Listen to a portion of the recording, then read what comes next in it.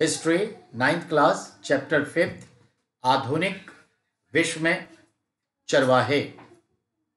चलिए page number 97 आधुनिक विश्व में चरवाहे। एक बड़ा सा हरा भरा मैदान है जिसे लिखा हुआ है पूर्वी गढ़वाल के बुग्याल में चरती हुई भेड़ें, और लिखा हुआ है क्या कि कुमाऊं, ठीक है, या बुग्याल ऊंचे पहाड़ों पर 12,000 फुट से भी ज्यादा ऊंचाई पर स्थित विशाल प्राकृतिक चारागाह होते हैं। जाड़े में ये बर्फ से ढके जाते हैं और अप्रैल के बाद हरे भरे हो जाते हैं। यहाँ पर घास, जड़ें, जड़ी बूटियां आदि भरी रहती है। अब समझिए मैं जो बताने जा रहा हूं। हमारे हिमालय में 8-10 हजार फीट से लेकर 12-14 हजार फीट की ऊंचाई में जो हमारा मध्य हिमालय क्षेत्र है, जिसे हम हिमाचल कहते हैं, जिनमें जम्मू कश्मीर, उत्तराखंड, हिमाचल प्रदेश के क्षेत्र आते हैं, वहां पर जो हरे भरे घास के मैदान हैं उसे तिब्बती भाषा में, पहाड़ी भाषा में बुग्याल कहते हैं। बुग्याल यानी पहाड़ों में पाए जाने वाला हरा भरा घास का मैदान, जो पशु चराई के लिए बहुत ही उपयुक्त व्यवस्था और प्राकृतिक दशा है। इन बुग्यालों को हम देखें तो जम्मू कश्मीर में मर्ग कहते हैं, जैसे गुलमर्ग, सोनमर्ग सुना होगा आपने। तो ये बुग्याल है। इंग्लिश में इसे अल्पाइन मिडोज कहते हैं।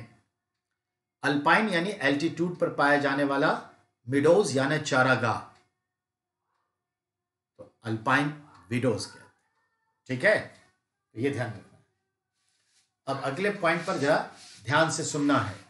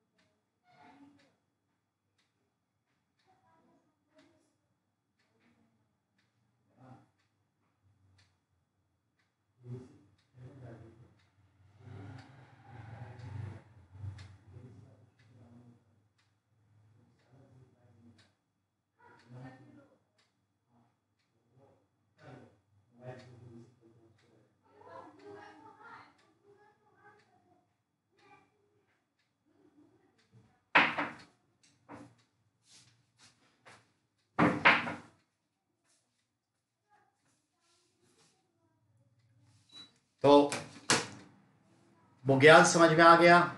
इंग्लिश में अल्पाइन मिडोज कहते हैं, कश्मीरी भाषा में उसे मर्ग कहते हैं, जैसे सोनमर्ग, गुलमर्ग और भी मर्ग हैं।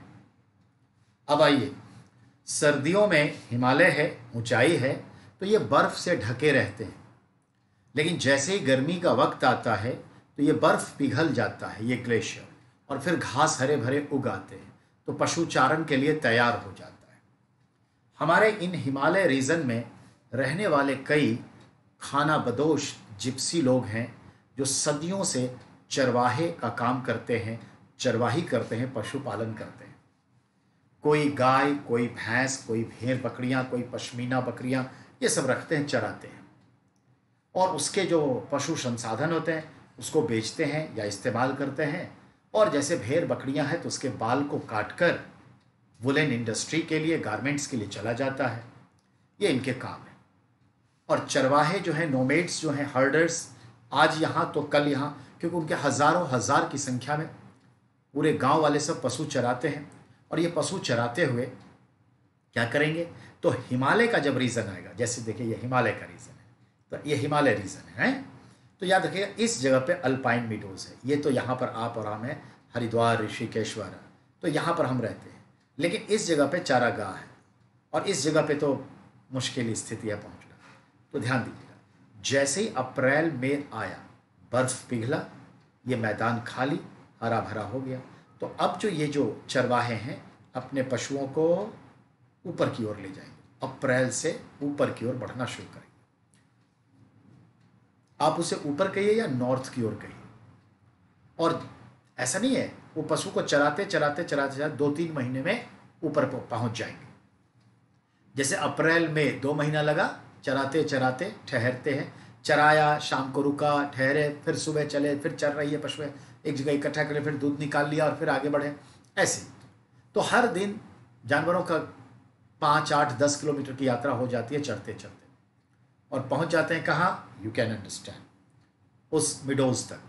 फिर 2-4 महीना वहाँ रहते हैं, और जैसे बर्फ गिरना शुरू होता है, यूँ कह लीजिए अक्टूबर के आसपास, सितंबर के आखिरी में, तो क्या करते हैं अब ये चरवाहे, अब पशुओं को उतरना शुरू करेंगे।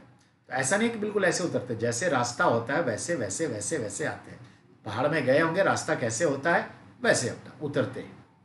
अर्थात ये खाना बदोश लोग जो हिमालय में रहते हैं, चाहे वो उत्तराखंड में, हिमाचल में, कश्मीर में रहें, वो अपने पशुओं को अप्रैल मई जून जुलाई अगस्त सितंबर तक ऊपर की ओर ले जाते हैं और बुग्याल में जाके चरते हैं पशु। फिर समय के साथ जब बर्फ़ गिरने की स्थिति में आते हैं, ठंड बढ़ जाती है, तो अपने तंबू वंबू सब उखाड़ लेते हैं और फिर वो बैक होना शुरू करते हैं। और फिर समय के साथ ये कहाँ, मतलब नवंबर तक आते आते दिसंबर तक वो नीचे आ जाते हैं, जहाँ पे बर्फ़ नहीं पड़ता, चारागाह खुले हुए हैं। और इस तरह से वो पशुओं को चराने के क्रम में नीचे से ऊपर, ऊपर से नीचे के क्रम में अप्रैल ऊपर की ओर जाते हैं, अप्रैल से सितंबर, और सितंबर, अक्टूबर, नवंबर, दिसंबर, जनवरी, जो भी समझ लीजिए, फरवरी, वो नीचे की ओर आ जाते हैं। तो हिमालय में खाना बदोश जो चरवाहे हैं, उनका डायरेक्शंस ऑफ, ठीक है ना, मूवमेंट क्या है, नॉर्थ टू साउथ कह लीजिए, या एक्चुअल कहिए ऊपर और नीचे की ओर है, यही। अब ऐसे कौन कौन से खाना बदोश हैं, ये भी तो हमें समझना पड़ेगा। तो ऐसे खाना बदोश जो हैं वो कौन कौन से हैं, तो देखिए, जो जम्मू कश्मीर वाला क्षेत्र है, वहां पर एक है गुज्जर, बकरवाल, गुज्जर और बकरवाल। तो जो गुज्जर हैं वो भैंस पालते थे, और जो बकरवाल हैं वो बकरियां पालते, भेड़ पालते थे। तो ये सब चराते हैं। हिमाचल प्रदेश का जो क्षेत्र है वो है आपका बद्दी। बद्दी डिस्ट्रिक्ट भी है, मेडिसिन के लिए जाना जाता है, और बद्दी हमारे एक जिप्सी भी है। तो ये भेड़ बकरियां पालते हैं और यही उनका भी काम है। अब ऐसे उत्तराखंड के पास आइए तो जौनसौरी, भुक्सा, ये सब जनजाति है जो यही काम करते हैं, भेड़ बकरियों को, गाय को चराते हैं। ठीक है, तो बुग्याल का इंपॉर्टेंस समझ में आ गया। चलिए, अब ये लोग जो हैं जानवरों को क्या कहते हैं, रेवड़। क्या कहते हैं, रेवड़। तो वो लोग अपने जानवरों को, पशुओं को रेवड़ कहते हैं, ये ध्यान में रखना। तो रेवड़ समझा, बुग्याल समझा। जम्मू कश्मीर क्षेत्र के एक जिप्सी खाना बदोश, क्या, गुज्जर। दूसरा बकरवाल, गुज्जर भैंस पालते, बकरवाल भेड़ बकरियां। अब आइए हिमाचल प्रदेश क्षेत्र में, जैसा मैंने कहा, बद्दी, बद्दी भी गाय वाय पालते समय के साथ। और क्या, तो गद्दी, बद्दी भी है, गद्दी भी है, तो ये सब है। उत्तराखंड के क्षेत्र में आ जाइए तो हमें क्या मिलेगा, भोटिया, शेरपा, किन्नौरी, भुक्शा, ये सब है। तो यहाँ 3 दिया है, भोटिया, शेरपा, किन्नौरी, ये सब भी पशुपालन में लगे हुए। समझ में आई बात बेटा। तो जनरली ये अप्रैल से सितंबर ऊपर की ओर मूव करेंगे, और सितंबर या अक्टूबर से जनवरी फरवरी तक नीचे की ओर मूव करेंगे, ये इनका मूवमेंट है। ठीक है, अब सरकार कुछ नियम बदलेगी तो इस पर क्या प्रभाव पड़ेगा हम आगे देखेंगे। अब आइए, ये तो पहाड़ों में हमने देख लिया। अब कुछ चीज़ें लिखी हुई हैं जिसको मैं पढ़ देता हूँ। गुजर, बकरवाल, भेड़, बकरियां, रेवड़, रेवड़ यानी पशु चराते हैं। अप्रैल के अंत में उत्तर दिशा की ओर यानी ऊपर की ओर जाते हैं और फिर गर्मियों में चारागाह के लिए नीचे आ जाते हैं। सितंबर के अंत में बकरवाल सब नीचे आने लगते हैं क्योंकि बर्फ जमना शुरू, चारागाह बंद। फिर है हिमाचल में देखते हैं गद्दी है, ये भी ऐसा ही करते हैं। फिर आपका अगला कड़ी दिखाता है कि जो भेड़, बकरियां, गाय, भैंस, रेवड़ ये सब जो पालते हैं तो उनके पशु संसाधन क्या होंगे बेटा? दूध होगा, घी होगा, बटर होगा, चीज़ होगा, यही सब जो बनाते हैं। तो ये चीज़ है। अब अगले पॉइंट पर आइए। जब ये लोग बेटा ऊपर जाते हैं बुग्याल में तो सैकड़ों हजारों की संख्या में पशु हैं और ये लोग भी 50-100 लोग होते हैं। पूरा समुदाय, स्त्री पुरुष बच्चे सब होते हैं। तो जब ये काम चल रहा होता है तो उसके संदर्भ में समझिए। उसके संदर्भ में हम ये देखें कि वो लोग खाते पीते रहते हैं, जीवन यापन अपना करते हैं, लेकिन सवाल है घर तो बनाते होंगे। तो हाँ, तो ये जो घर बनाते हैं उन घर को किस चीज़ से बनाते हैं? तो जहाँ भी है टेम्पोररी घर है तो घर को जो बनाते हैं, जो पहाड़ी घास वगैरह मिलता है उसका इस्तेमाल करते हैं। और जो पहाड़ों में जो बांस होता है एक प्रकार का, जिसको रीगल कहते हैं, ठीक है, तो वो बांस का नाम क्या है? रीगल। याद रखिएगा, पहाड़ी छोटे बांस जो होते हैं उसे रीगल कहते हैं और घास जो होते हैं उनसे अपनी झोपड़ी बनाते हैं, कॉटेज टाइप से, राउंड। एक पॉइंट। और इस तरह से बनाए कि बर्फ भी गिरेगा तो बाहर निकल जाएगा। एक तो ये। दूसरा, इस घर को कहते क्या है? जो रीगल नाम के बांस से और घास से बनाया गया घर है उसे क्या कहते हैं? तो उस घर को क्या कहते हैं? तो मंडप कहते हैं। अब सवाल है मंडप। तो ये जो गुजर लोग हैं अपने भैंस को चराते हुए ऊपर तक जाते हैं और मंडप बना के रहते हैं और 10,000 12,000 फीट तक में ये जाते हैं, उसके बाद लौटते हैं। रीज़न, क्योंकि जो भैंस चरवाहे हैं इससे ऊपर जो ठंड बनी रहती है जिसकी वजह से भैंस को ये ठंड बर्दाश्त नहीं होगी, तो बैक। तो ये चीज़, चलिए ये हम समझ गए और वहाँ पे तस्वीर भी दिखाया है आपको, ठीक है, याद रखिएगा। तो अब हम समझ गए रीगल, मंडप, बुग्याल, नहीं ये सब समझ गए ना? गद्दी, बद्दी, बुक्सा, शेरपा, किन्नौरी, भोटिया, बकरवाल, गुजर, ये सब पहाड़ों में, हिमालय में। अब हिमालय से थोड़ा बाहर आ सकते हैं, लेकिन ध्यान दीजिएगा, हिमालय का जो निचला भाग है जो ऋषिकेश से हरिद्वार के बीच का है, उस भाग को कहते हैं भाबर, जहां पर नदियां आती है और अंडरग्राउंड हो जाती है, अपने द्वारा लाए गए कंकर पत्थरों को बिछाती है और उसके नीचे नीचे नीचे नीचे नीचे बहती है। ऋषिकेश जाइएगा तो ऐसा दिखेगा, हरिद्वार से ये चीज स्टार्ट हो जाएगा, तो बहती है। इस प्रदेश को भाबर कहते हैं। तो अपने पशुओं को भाबर की ओर ले आते हैं, ठीक है, जब पाला पड़ता है, बर्फ पड़ता है, तो ये मतलब है। और जब गर्मी होगी तो बुग्याल की ओर ऊपर जाएंगे। चलिए ये बात हो गई। अब हम बात करते हैं, जब पशु को ऊपर चराते हैं ठंड में, तो जो भेड़, बकरियां, पश्मीना सब है, तो जितनी ठंड होगी बाल उतने बढ़ेंगे। नेचर है कि उसको ठंड से बचने के लिए ईश्वर उसके बाल को बढ़ाते हैं। अब बाल प्रोटीन है, प्रोटीन गर्मी देता है। अब ये बाल जो है इस्तेमाल होता है कपड़े लत्ते बनाने में, वुलन गारमेंट्स बनाने में। जब वो लौटेंगे तो भेड़ को, बकरियों को लंबे लंबे बाल होंगे।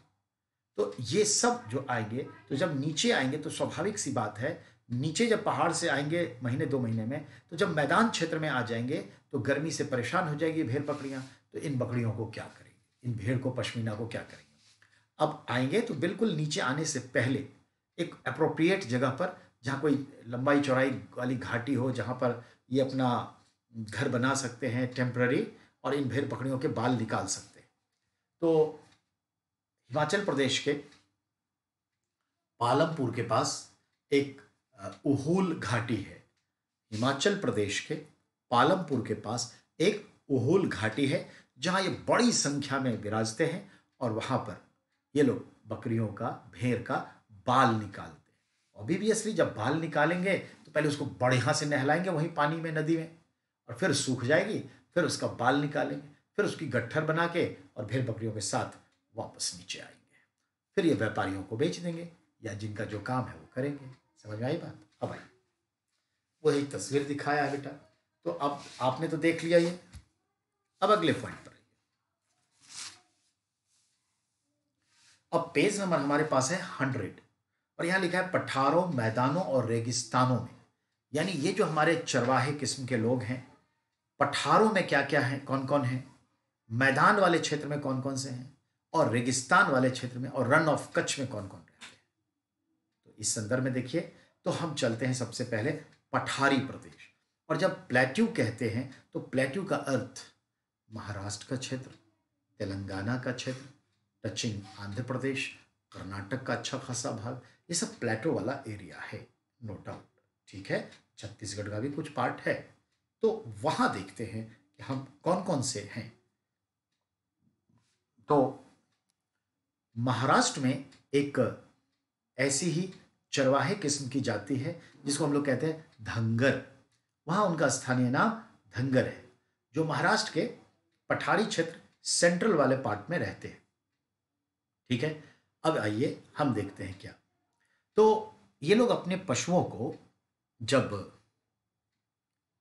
शुष्क मौसम आ जाता है, पठार पर फसलें नहीं है, जब कोई कह सकते हैं कि झाड़ झंखार वनस्पतियां नहीं है, तो अपने हजारों की संख्या में इन पशुओं को जो उनके पास होते हैं, पूरे गांव वाले लोग, कुछ लोग वहां से निकलते हैं पूरे परिवार के साथ और इन पशुओं को पश्चिमी घाट की ओर लाते हैं, चराते चराते चराते वेस्टर्न घाट। जरा दिमाग में महाराष्ट्र को लीजिए और वेस्टर्न घाट की ओर आएंगे, हमारे नक्शे के हिसाब से वेस्टर्न घाट में आएंगे, कोंकण कोस्ट पे। कोंकण तट है ना, जो महाराष्ट्र का रत्नागिरी वाला पार्ट और पूरा गोवा है, तो कोंकण तट पे आते हैं क्योंकि वहाँ हरियाली मौजूद रहती है और चराते हैं भेड़ बकरियां। लेकिन जैसे ही मॉनसून आ जाता है, अप्रैल में, तो मॉनसून आ जाएगा तो उससे पहले वो लोग लौट जाएंगे। समझ में आई बात? तो मॉनसून आने से पहले लौट जाते हैं, ये चीज़ है। तो एक देखा आपने कि ऊपर से नीचे की ओर पहाड़ में खाना बदोश जाते हैं अपने पशुओं को लेके, और आप प्लेटो वाले एरिया में, मध्य भारत डेक्कन में आप देख रहे हैं कि अब सेंट्रल पार्ट में है और वो कोस्ट की ओर जा रहे हैं, कोस्ट की ओर जा रहे हैं। मॉनसून आएगा तो लौट आएंगे। कैसे? याद रखिएगा, भेड़ बकरियां चराने वाले लोग हैं डेक्कन में। अब होता क्या है, मॉनसून जब आ जाएगा तो भेड़ जो है वो मॉइस्चर एरिया में, ज़्यादा नमी वाले क्षेत्र में नहीं रहती, क्योंकि उसका ऊन है ना, प्रोटीन है, तो वो तबीयत खराब हो जाएगी, बीमार पड़ जाएगी, नेचर कहता है, इरिटेट हो जाएगी, तो नेचर कहता है, तो वो निकल लेते हैं वहां से। तो ये चीज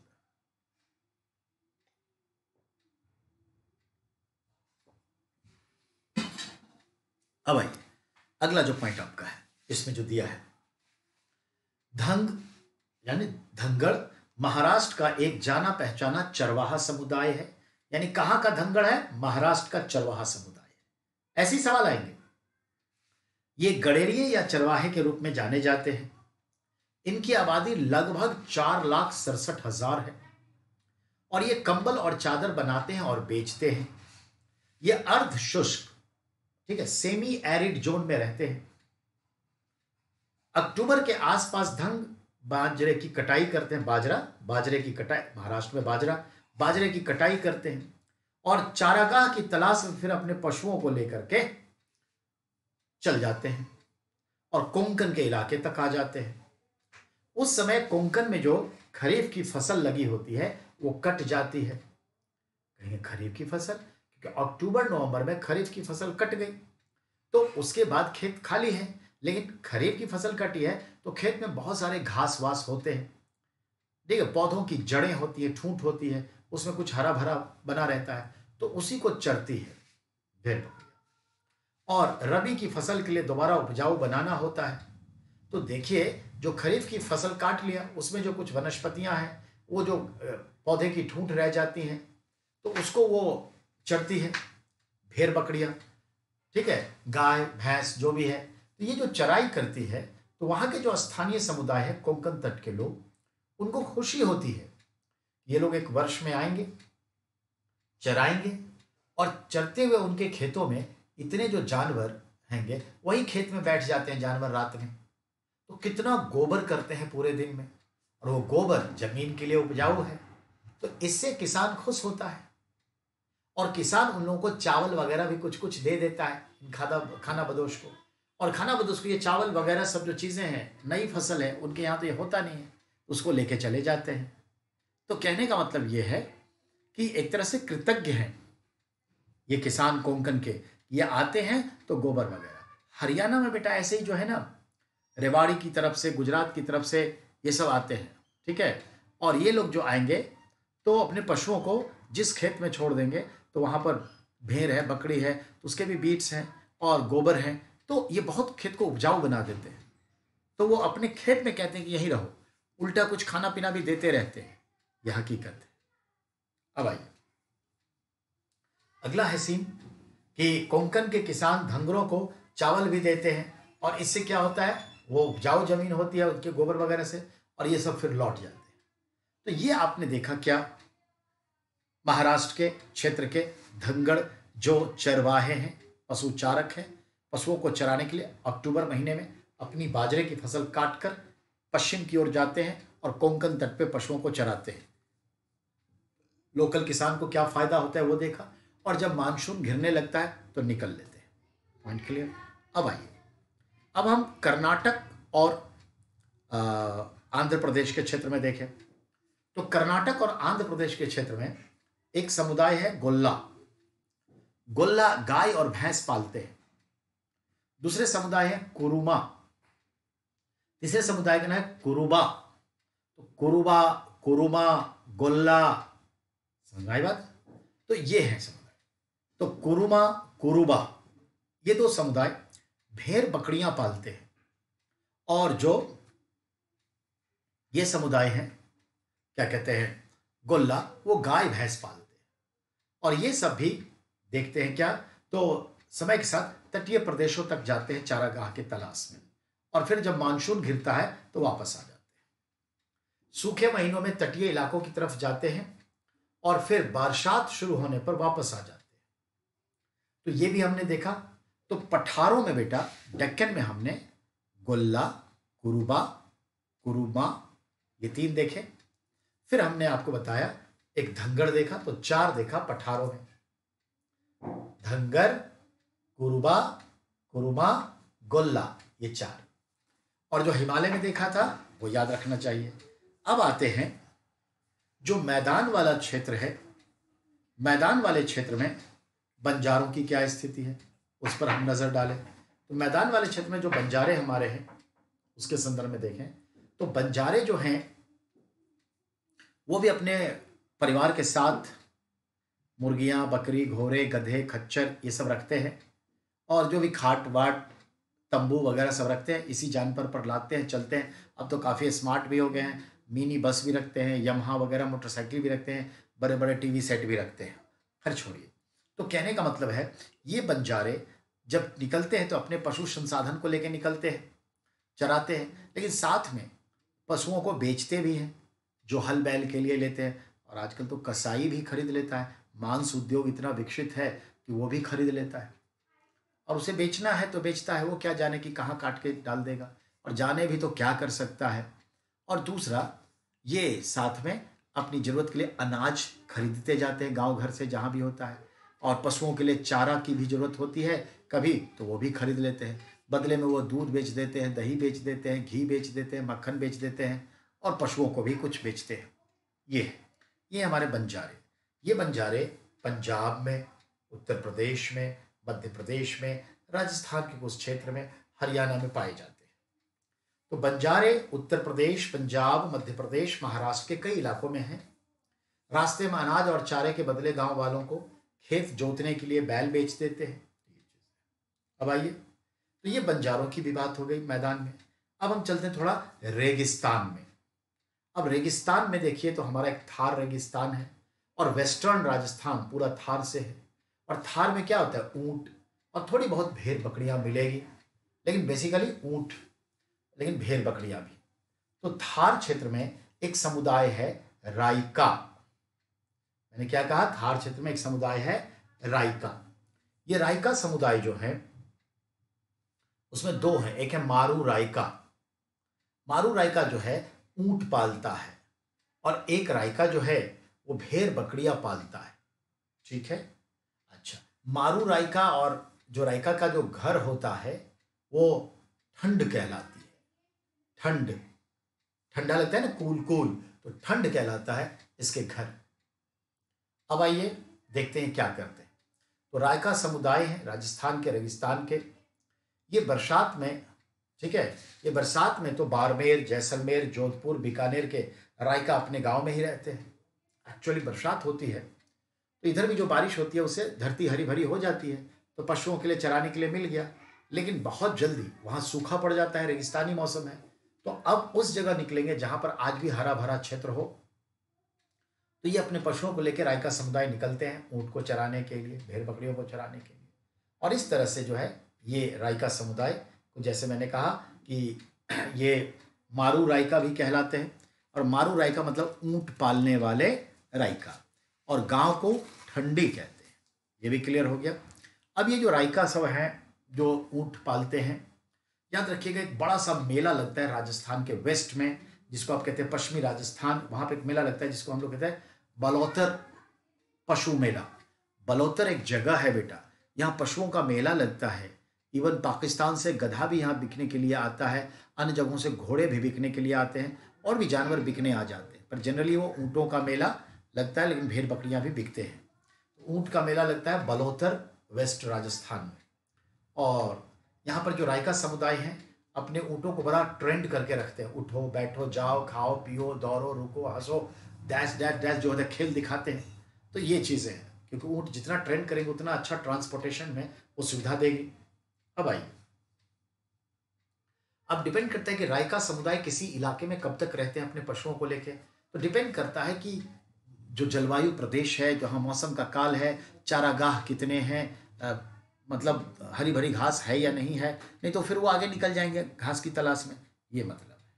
अब आइए हम देखते हैं मालधारी चरवाहे भी एक होते हैं। तो याद रखिएगा मालधारी चरवाहे जो हैं वो भी कच्छ, रन ऑफ कच्छ के पास होते हैं। तो अब हम देख लिया रन ऑफ कच्छ गुजरात, यहाँ पे मालधारी चरवाहे होते हैं जो भेड़ बकरियों को चराते हैं। ये ध्यान में रखना है, ये कहाँ पे होते हैं? रन ऑफ कच्छ में, यानी गुजरात में। अब आइए हमने इस तरह से भारत के कुछ जिप्सी समाज, खानाबदोश समाज को देखा जो अपने पशुओं के दम पर जीते हैं। पशुपालन ही उनका मुख्य पेशा है और उसी के संसाधन से अपना जीवन चलाते हैं। और उनको पशुओं के चक्कर में एक जगह रहने की स्थिति बनती नहीं है, उनको आज यहाँ कल वहाँ जाना होता है। इस ख्याल से देखें तो हमने पहाड़ों में देखा क्या? गुज्जर, बकरवाल, गद्दी, बद्दी, नहीं यही देखा ना, शेरपा, ये सब देखा हमने। क्यों? और फिर हम पठार में क्या देखे? धनगढ़, गोल्ला, कुरुबा, कुरुमा, ये देखा। और फिर मैदान में क्या देखा? बंजारे। फिर हम रेगिस्तान में क्या देखा? रायका, मारू रायका। फिर हम कहाँ लेके गए आपको? Run of Kutch. यहाँ आपने क्या देखा? मालधर, रन ऑफ कच्छ में। तो ये चीज़ है। तो आपको नाम, लोकेशन और उसका इकोनॉमी का बेस क्या है और कैसे वो पहाड़ में ऊपर से नीचे के क्रम होते हैं। गर्मी में जाते हैं, सर्दी में आते हैं।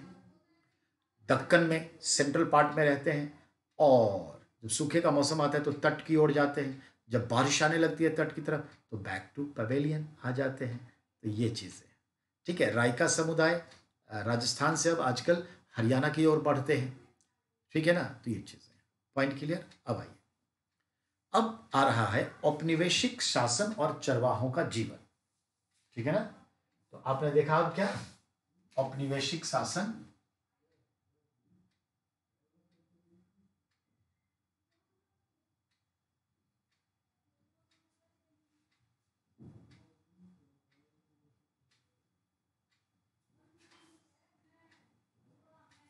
मतलब बेटा अब भारत में जब ब्रिटिश इंडिया कंपनी आ गई, हर जगह अपनी हुकूमत चलाने लगी। ईस्ट इंडिया कंपनी बाद में वही ब्रिटिश गवर्नमेंट हो गई, ब्रिटिश इंडिया गवर्नमेंट हो गई, और हमारे संसाधनों पर उसकी नज़र पड़ गई। तो जहां उसको आसान लगा, जितना लगा वो करता चला गया। इससे हमारा और उसका सबका जीवन प्रभावित हुआ। हम नौकरी पेशे वाले, हम किसान, हम आदिवासी, हम खाना बदोश, सबको प्रभावित किया। तो अब देखेंगे हम औपनिवेशिक शासन में हमारे देश के इस खानाबदोशों के जीवन में क्या प्रभाव पड़ा? बेटा, ये चारागाह में चरा रहे हैं तो चारागाह को वो सरकारी बना देगा। जंगल में चराते हैं, जंगल उससे छीन लिया, उसे आरक्षित वन घोषित किया, सुरक्षित वन घोषित किया। जहां जाएगा वहीं रोक दीजिएगा तो कहां जाएगा? तो सिमट दिया। और यही नहीं, अफ्रीका में भी यही हाल कर दिया। Same situation in Africa and Asia. अब क्या, जब आप चारागाह ले लिए तो पशु कहाँ चरेंगे? पशु कमजोर होंगे, दूध कम देगा, स्वाभाविक है, इन खानाबदोशों की आय घटेगी। और जब चारागाह पे चराएंगे, जबरदस्ती कह दिया मेरा है, चराएंगे तो कहेगा टैक्स दो। जितने दुधारू पशु थे उस पर टैक्स लेते थे। अब बताइए, टैक्स देने के बाद बचेगा क्या? ये भी हकीकत है, ये मायने रखता है। अगले पॉइंट पर आइए, तो हम देखते हैं इस पे क्या क्या चीजें हैं। तो जरा गौर से देखेंगे। पहली बात, यानी 3-4 कॉजेज ढूंढेंगे, 4 मुख्य बातें ढूंढेंगे कि क्या क्या प्रभाव पड़ा, अंग्रेजों ने क्या क्या किया। पहली बात, अंग्रेज सरकार चारागाहों को खेती की जमीन में तब्दील करना चाहते थे। चारागाह से उन्हें कुछ नहीं मिलता, अंग्रेजों को यहां के चारागाह से उसको डायरेक्ट कुछ नहीं मिलता। दूसरा, चारागाह में कुछ नहीं मिलता और चारागाह में चरने वाले पशुओं पर भी कोई टैक्स नहीं लगता, तो उसको इतनी बड़ी जमीन, चारागाह, इतने खुलेआम, कोई फायदा नहीं, घास के मैदान। तो इसने सोचा कि अगर इन चारागाह को हम कन्वर्ट कर दे खेत में, तो खेत जब कन्वर्ट होगा तो जूट, कपास, गेहूं, चावल, पटसन, ये उत्पादन होगा। और इन तमाम चीजों का डिमांड यूरोप में बहुत है, गेहूं का, चावल का, जूट का, कॉटन का, तो ये चल पड़ेगा। तो अब उससे खेती इन्हीं लोगों से करवाएंगे। और ये चरवाहों पर ये लोग विश्वास नहीं करते, जो आज यहाँ कल वहाँ परसों वहाँ, तो उस पर विश्वास नहीं करते और उनसे इनका इनकम नहीं होता। लेकिन और वो लोग थोड़े से ढीठ होते हैं, अरे तुम परेशान करोगे, तुमको मार के हम निकल लेंगे कहीं और, अब हम कहीं और जीते हैं, हमारा तो यही काम है। तो उस पर वो विश्वास नहीं करते। उनको चाहिए ऐसा जो एक ही जगह बसे। वो लोग शांतिप्रद होते हैं, क्यों? तो डर होता है कि अगर कुछ करेंगे तो एक ही जगह बसे हैं, आज थोड़े कि यहाँ से निकल लेंगे वहाँ लेंगे, तो ये चीज़ें। तो कहने का मतलब, जो एक जगह बसे होते हैं उनकी साइकोलॉजी क्या होती है, वो डरे सहमे से होते हैं। अब हम ही लोग एक जगह घर है, आसपास क्या सोचते हैं, क्या बदमाशी करना, अपनी इज्जत चली जाएगी वगैरह।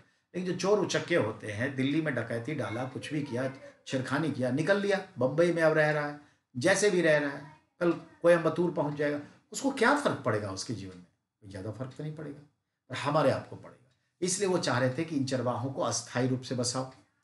तो अस्थायी रूप से तभी बसेंगे ना जब वो खेती करेंगे। खेती तब ना करेंगे जब उसके पास पशु संसाधन नहीं होंगे, चारागाह नहीं होगा। तो चारागाह कब्जे में कर लो, खेत में बदल दो, इन सब पर कानून लाद दो, तुम चराई नहीं करोगे, जंगल में चराई नहीं करोगे, तुम्हारे पशुओं पर टैक्स लेंगे। अपने आप वो खेती की ओर मुड़ जाएगा, एक जगह बसने लगेगा, टैक्स सिस्टम डेवलप हो जाएगा। तो ये चीजें थी पकड़ मजबूत करने के लिए, समझे? उसमें ना तो लगान मिलता था और ना ही उपज, और अंग्रेज ऐसी जमीन को बेकार मानते थे, तो इसलिए उसको खेत में बदलने लगे। तो देखिए इनके जीवन पर क्या प्रभाव पड़ा, आप समझ सकते हैं। दूसरी बात, इन कानूनों की आड़ में सरकार ने ऐसे कई जंगलों को रिजर्व्ड फॉरेस्ट, आरक्षित वन घोषित कर दिया। संरक्षित घोषित किए वनों में चरवाहों को कुछ दिशा निर्देशों के साथ, रिस्ट्रिक्शन के साथ, थोड़े बहुत चारागाह के कुछ के अधिकार दिए, बट रिस्ट्रिक्टेड था, लिमिटेड था। अर्थात इस तरह से चरवाहों के परंपरागत जो अधिकार थे सदियों से, वो आपने तोड़ दिया, नहीं, दखल अंदाजी करी, इनके जीवन पर प्रभाव पड़ा। अब इनके जंगलों में जाने से आपने रोक दिया, इनके मवेशियों के लिए बहुमूल्य जो चारागाह थे, चारागाह तक पहुंच खत्म कर दिए। अब पशु ऑब्वियसली कमजोर पड़ जाएंगे, और जिन क्षेत्रों में उन्हें जाने की इजाजत दी गई, तो कहा गया कि इतने से इतने समय तक रहोगे। यानी पशु चारण का समय है तो मान लें अप्रैल से लेकर अक्टूबर रहोगे, 3 महीने के अंदर बाहर निकलना होगा जंगल से पूरे परिवार समेत जानवरों के साथ, चाहे वहां पे खूब चारा हो क्यों ना हो, पर तुम कह रहा टाइम, इसके लिए परमिट जारी करते थे। बताइए, परमिट जारी करते, ये मायने रखते हैं। तो परमिट जारी करते, लिमिट टाइम के लिए देते, और अगर विद इन द टाइम नहीं निकले आप लोग ये चरवाहे तो जुर्माना वसूल लेते थे। इतना रिस्ट्रिक्शन दे दिया। अब है तीसरी बात, अंग्रेज अफसर घुमंतु किस्म के लोगों पर शक की निगाह से देखते, बताया ना, उस पर कंट्रोल करना मुश्किल होता, और रोज वो रिहायशी बदल लेते थे, पर जो एक ही जगह रहेगा वो उसको कंट्रोल करना आसान है। इस ख्याल से चाहते थे कि ऐसा जुगाड़ करो बाय फोर्सली कि वो इसे एक जगह रहने के लिए मजबूर कर दे। इस तरह की आबादी की पहचान करना और उसको नियंत्रित करना ज्यादा आसान होता था जो एक जगह रहते हैं। घुमंतुओं को अपराधी माना जाता था, और इस तरह से घुमंतु जो लोग थे हमारे जिप्सी, उसको अंग्रेजों ने 1871 में एक कानून लाया, criminal tribal act, criminal tribal act, और उसके तहत कुछ खास चरवाहे जाति को, आदिवासियों को अपराधी घोषित कर दिया। ये अपराधी है। बताइए, ऐसे ही कुछ समुदाय विशेष को प्रोस्टिट्यूट घोषित कर दिया कि ये जो है सेक्स स्लेव के रूप में काम करते हैं, ये जो है क्रिमिनल्स माइंडेड हैं। बताइए, बेवजह आपने एक नए कानून में उसकी अलग परिभाषा गढ़ दी। तो ये किया, और इस कानून के तहत जो दस्तकार होते, आर्टिशियन, व्यापारी होते, चरवाहे होते, उनमें से कुछ समुदायों को इन्होंने इस सूची में डाल दिया कि ये क्रिमिनल्स माइंडेड है, डैश डैश डैश। तो ये चीज है। ठीक है, अब अगले पॉइंट पर आइए।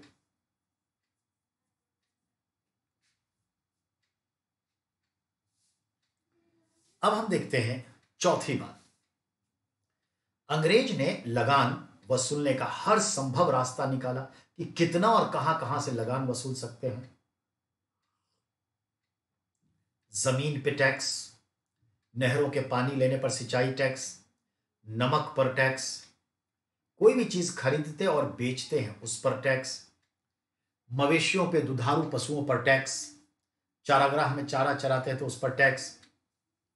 इस तरह से हम देखते हैं कि ज्यादा चरवाही इलाके में 19वीं सदी के मध्य में चरवाही टैक्स यानी ग्रेजिंग टैक्स, अलाउद्दीन खिलजी वाला ग्रेजिंग टैक्स लगा दिया।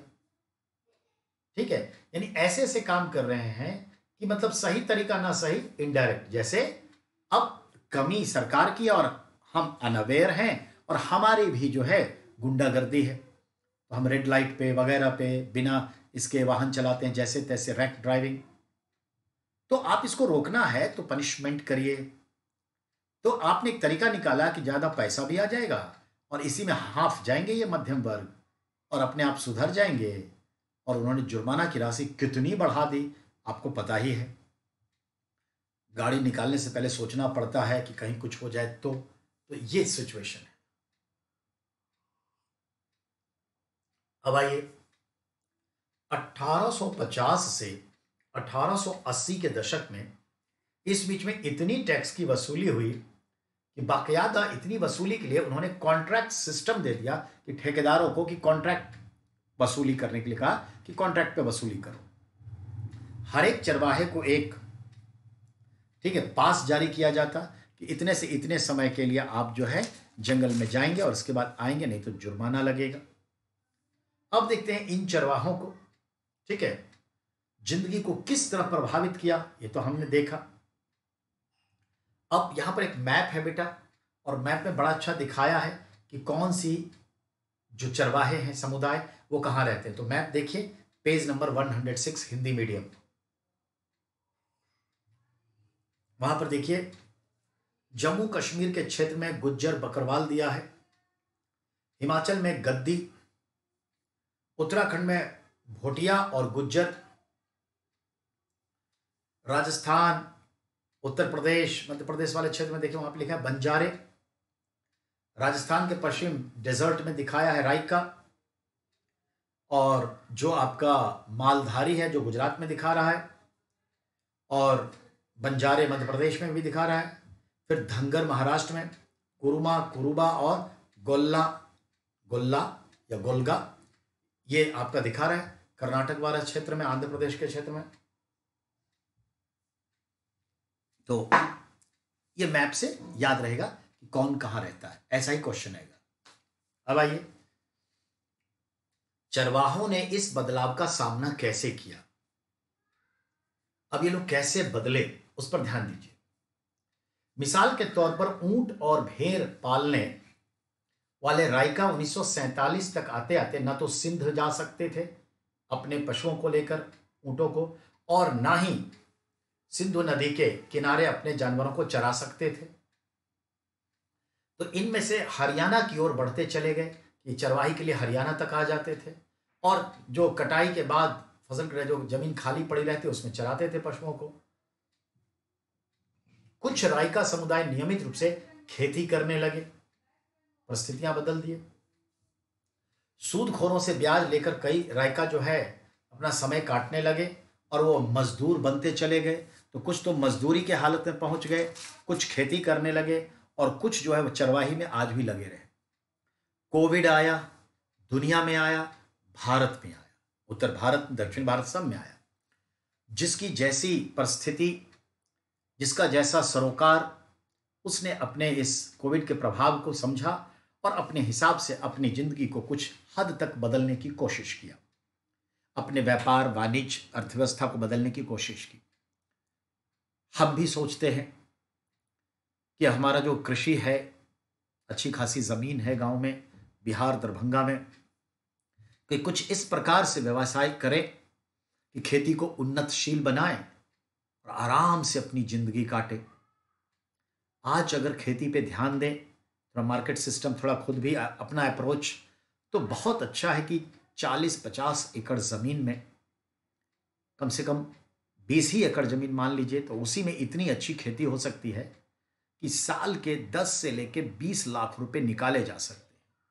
और अभी भी 1-1.5 लाख रुपए बहुत होते हैं अच्छी जिंदगी जीने के लिए, मंथली निकाला जा सकता है। और ग्रोथ तो करना ही होता है, तो ये मायने रखते हैं। अब आइए, इसी से हम कंपेयर करें अफ्रीका में चरवाहों का क्या हाल कर दिया। तो अफ्रीका में चरवाहों को देखें तो हम देखिए बेटा, पेज नंबर 109 पर एक मैप है। इस मैप में अलग अलग चरवाहों के नाम हैं, दिया हुआ है, ठीक है ना। बॉरबेरो मोरक्को के पास रहते हैं, नॉर्थ वेस्ट में मोरक्को है, वहां बॉरबेरो रहते हैं। ताउरांग, ये जो है आपके अल्जीरिया के आसपास तारांग रहते हैं, और मौरितानिया में। मुर्स जो रहते हैं वो आपके वेस्टर्न सहारा में रहते हैं। फिर आपका है कोदम्बे फुलानी, ये आपका चाड के आसपास रहते हैं और नाइजर में, ठीक है। फिर है आपका बेदुइन, इसी को बद्दू भी कहते हैं और बेदुइन भी कहते हैं। हमारे मोहम्मद साहब, हजरत मोहम्मद साहब इसी बेदुइन या बद्दू कबीले के थे, जो मिस्र और सऊदी अरब में पाए जाते हैं। बेजा एक था जो सूडान में है। फिर आपका है, ठीक है, कमाम्बिश जो सूडान में है। फिर आपका डांडी निकिल, ये भी सूडान में है। सोमाली, सोमालिया लैंड सोमाली देश में है। केनिया में मसाई जाति को देखते हैं, तंजानिया में मसाई जाति को देखते हैं, तो ये सब चीज़ें। हेरेरो हम नामीबिया और बोत्सवाना में देखते हैं, न ताइवान भी वहीं पे देखते हैं, कालाहारी में। जुलू साउथ अफ्रीका की जनजाति है, और उसी तरह से जो है नागा है, वो भी है। तो इस तरह से हमें बहुत सारी जनजाति अफ्रीका में देखी। यहाँ पर इन्होंने फोकस किया है 2-3 जनजातियों पर, ठीक है ना। तो उसके ऊपर में हम बात करते हैं। एक मिनट,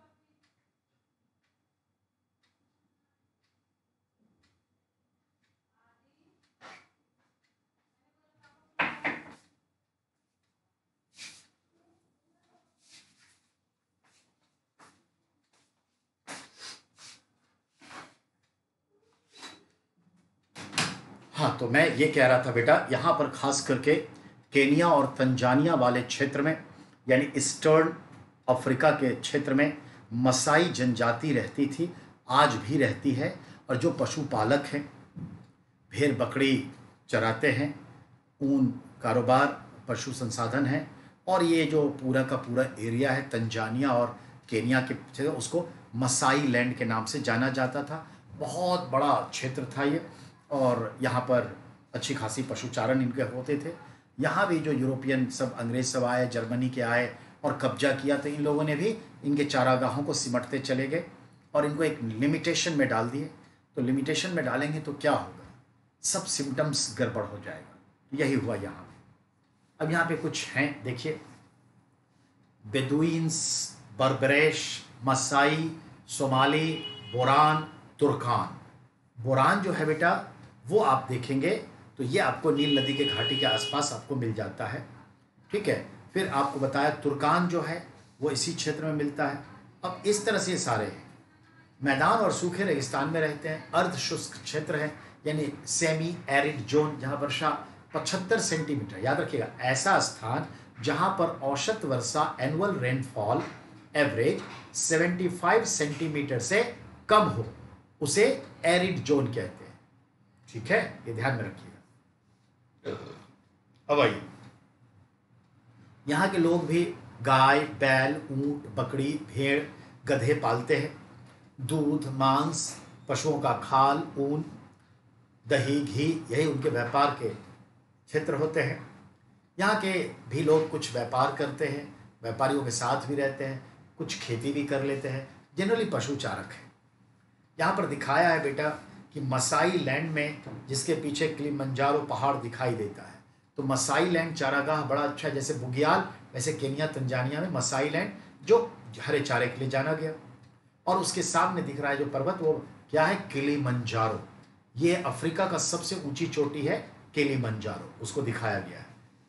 अब आइए हम देखते हैं, मसाई पशुपालक मोटे तौर पर पूर्वी अफ्रीका के निवासी हैं और 3 लाख दक्षिण कीनिया और करीब 1.5 लाख तंजानिया में ये लोग रहते हैं, यानी 4.5 लाख की जनसंख्या इनकी है मसाई की। और ये जहां रहते हैं वो मसाई लैंड के नाम से जाना गया, ठीक है। और याद रखिएगा, जो तंजानिया है, ये नाम उसे जो मिला है वो 1964 में मिला है, जब एक द्वीपीय देश जंजीबार, जिसे लौंग का द्वीप कहते हैं, जब तंजानिया का हिस्सा बन गया तो इसका नाम पड़ गया। अब आइए फाइनली, औपनिवेशिक शासन से पहले मसाइयों के पास जितनी जमीनें थी उसको सिमट करके 60% जमीन उनसे छीन ली गई और 40% में बांध दिया गया। तो लिमिटेशन से क्या होगा आप समझ सकते हैं। अब आइए, अब हम देखते हैं, चारागाहों के शिकारगाह बना दिया गया। मतलब चारागाह जो था उसे अंग्रेजों ने क्या कर दिया, सफारी बना दिया, लाइन सफारी, शिकार करने आ रहे हैं, बताइए, तो शिकारगाह बना दिया। कीनिया में मसाई मारा और सांबरू नेशनल पार्क बड़ा इंपॉर्टेंट है। कीनिया में 2 नेशनल पार्क बना दिए, वही सफारी, सफारी यानी लाइन सफारी जानवरों के लिए। जो चारागाह थे इनके, उनको इन लोगों ने पार्क बना दिए। जैसे हमारे यहाँ कितने सारे फॉरेस्ट को नेशनल पार्क वगैरह सब बनाते चले गए, जो हमारे यहाँ वो वहाँ। और इसमें देखते हैं हम क्या, सांबरू नेशनल पार्क और कीनिया के मसाई मारा। तो याद रखिए, कीनिया में 2 पार्क इंपॉर्टेंट है, मसाई मारा और सांबरू नेशनल पार्क, ये दोनों कीनिया में है। और तंजानिया में एक पार्क है जिसका नाम है सेरेंगेटो पार्क, सेरेंगेटो, सेरेंगेटो, सेरेंगेटो नेशनल पार्क। ये तीनों याद रखना है, सवाल बनाएगा। अब आइए, सेरेंगेटो नेशनल पार्क का लगभग आधा से भी ज़्यादा वर्ग किलोमीटर मसाई चरवाहों से छीन लिए गए और ये लोग सिमट गए दायरे में, तो ये मायने रखता है। अब आइए, मसाई शब्द में 2 शब्द हैं, माँ यानी मेरे, साई जिसका मतलब है लोग, मेरे लोग, अपने लोग, native, one blood, blood group हो गया ना, वन ब्लड, कीन रिलेशन, तो मसाई मतलब मेरे लोग, ये अर्थ होता है। अब आइए, नामीबिया के जो है हम देखते हैं, काकोआ लैंड से ओकाओ लैंड तक मसाई लोग टहलते थे, पर यह सब समय के साथ बंद हो गया। अब आइए सरहदों की बात करें, ठीक है, सरहदों की, तो सरहदें बंद हो गई कैसे, तो आरक्षित फॉरेस्ट सिक्योरिटी में डाल दिया, तो उनकी सरहदें जहाँ तहाँ रोक देने से ये सिमट गए और उनके जो पूरे प्राकृतिक स्वभाव थे, जो युद्ध वाली परिस्थितियाँ थी, वो सब धीरे धीरे छंदम रूप से समाप्त होते चले गए। चरवाहों को गोरों ने जो है खास करके ऐसे इलाकों में दाखिला बोल दिया कि जहाँ गोरे लोग रहते हैं नहीं आओगे, गोरों के क्षेत्र में नहीं आओगे, गोरों के खेतों की तरफ नहीं आओगे, यानी काले गोरे का भेद अफ्रीका में बनाते चले गए। दक्षिण अफ्रीका तो मालूम होगा, नेल्सन मंडेला की कहानी तो मालूम होगा आपको। तो ये है जहाँ तहाँ सरहदें लगा दी, ये तुम्हारा, ये हमारा, ये डैश डैश डैश बांट दिया इनको। अब चारागाह सूख जाते। एक्चुअली इन लोगों को समेट समेट के ऐसे जगह पे लिमिट कर दिया जहां पर अर्ध शुष्क क्षेत्र था, बारिश कम होती थी, तो पशु संसाधन क्या होगा। लाखों पशु साल 2 साल जाते जाते जो हालात हो गए, चारा नहीं मिल रहा है, तो 50% पशु मर गए। वही बता रहा है बेटा, 1933 से 1934 के बीच में लगभग इनके पास जो थे 7,20,000 मवेशी थे इन मसाइयों के पास, 8,20,000 भेड़ थी और 1,71,000 गधे थे। यानी 2, 8, 2, 10 और 8, 18, लगभग 18 लाख इनके पास पशु थे। और 1933 से 34 1 साल के दरमियान जो अकाल पड़ा, सूखे के क्षेत्र में सिमट दिया, बाहर जा नहीं सकते थे, जंगल हरे भरे क्षेत्र की ओर, तो आधे से ज्यादा पशु मर गए। तबाही देखिए, ये लोग अंग्रेज हैं, पढ़े लिखे समझदार हैं और बर्बाद करके छोड़ के चले गए हमें, अफ्रीका और लैटिन अमेरिका वालों को। अब आइए, सब पर एक जैसा असर नहीं पड़ा, बिल्कुल। कुछ खेती कर लिए, कुछ व्यापार वाणिज्य में चले गए, कुछ चरवाही में बने रहे, ठीक है। अब यहीं पे दिखा रहा है मसाई समाज 2 वर्गों में बटा था। एक वरिष्ठ जन कहलाते एल्डर्स और दूसरा योद्धा सीनियर्स। एल्डर्स कहलाते, एक योद्धा जिसे वॉरियर कहते। जो सीनियर होते थे वरिष्ठ जन, वो शासन करते थे, रूलर थे मसाई कबीले के। और जो योद्धा थे वो नवयुवकों की फौज थी, वो सैनिक थे। एक शासक एक सैनिक, सैनिक शासक के अंदर रहते थे, शासक जो है वरिष्ठ जन है एल्डर्स, और उसके नीचे जो युवा वर्ग है वो क्या है, सैनिक है। और सैनिक जो होते थे एकदम चमकीले मोती वोती वाले माला पहनते थे और अपने बालों को ब्राउन कलर से रंग के रखते थे, पूरे बॉडी पे रेड सॉइल लगाते थे, लाल मिट्टी, और लगभग लंबी सी तलवार स्टील की नुकीली नोक वाले रखते थे और दूसरे कबीलों पर हमला करके उसके पशुओं को छीन कर लाते थे, उनके चारागाह पर कब्जे करते थे। और इस तरह से ये चलता था इनके कबीलाई अंदाज का शासन। तो योद्धा वर्ग समझ में आ गया और ये भी समझ में आ गया। अब आइए फाइनली, आज भी कोई योद्धा वर्ग में शामिल होना चाहता है तो उसके प्रति जो देखते हैं काफी कुछ सिस्टम है, जो सिस्टम को फॉलो करना पड़ता है, लेकिन ये आपसे कोई पूछेगा नहीं। अब आइए, कुल मिलाकर के हम देखते हैं चरवाहे अतीत के अवशेष नहीं है, वो आज भी जिंदा है और हर जगह है। आधुनिक दुनिया में वो अपनी जगह नहीं बना पाए और आज वो उतने घुल मिल नहीं पाए, पर अपनी जिंदगी अपने ढंग से जीते हैं और उनको कोई ऐतराज भी नहीं है कि हम मर्सिडीज में चल रहे हैं या पजेरो में चल रहे हैं, पर वो अपने सड़क पे अपने अंदाज में अपने मवेशियों को लेकर चलते हैं, क्योंकि हर आदमी का अपना एक मानसिक दायरा है। अगर आप ये सोच लीजिएगा कि फिल्मी दुनिया के स्टार की तरह हमारा जीवन क्यों नहीं है, तो आप कष्ट में रहेंगे। लेकिन अगर आप मान लें मैं ब्राह्मण हूँ, मेरा एक धर्म है शिक्षा बांटना, शिक्षा ग्रहण करना और उससे जो जीविकोपार्जन है चलाना, तो लगभग संतुष्टि बनी रहेगी। हाँ, अवसर मिले आगे बढ़ते रहना है और खुद अवसर को, अपॉर्चुनिटी क्रिएट करते रहना है, यही अंदाज होना चाहिए जीवन का। मेरे कहने का मतलब ये है। तो नहीं तो क्या होगा कि हमें महत्वाकांक्षा इतनी ज़्यादा बढ़ जाएगी, संभाल नहीं पाएंगे, तकलीफ में पड़ जाएंगे। लेकिन चलिए, हम लोगों ने इसे संभाल लिया। आधुनिक विश्व में चरवाहे, ये चैप्टर फिनिश्ड हो गया। कल हमारा जो होगा किसान और काश्तकार। किसान का मतलब farmer, one who the owner of on land, one who the farmers that agriculture cultivate on land, जो अपनी ज़मीन पर खेती करता है, अपनी ज़मीन का मालिक है, वो फार्मर को क्या कहते हैं, फार्मर या किसान। और काश्तकार मतलब होता है इंग्लिश का वर्ड टेनेंट, और टेनेंट का मतलब है क्या, जो रेंट पर ज़मीन लेके खेती करता है। बड़े जमींदार हैं, उनकी खेती ले ली और बोला कि हम इस पे खेती करेंगे, आधा आपको देंगे आधा हम लेंगे, उसको टेनेंट कहते हैं, बटाईदार, काश्तकार। ठीक है।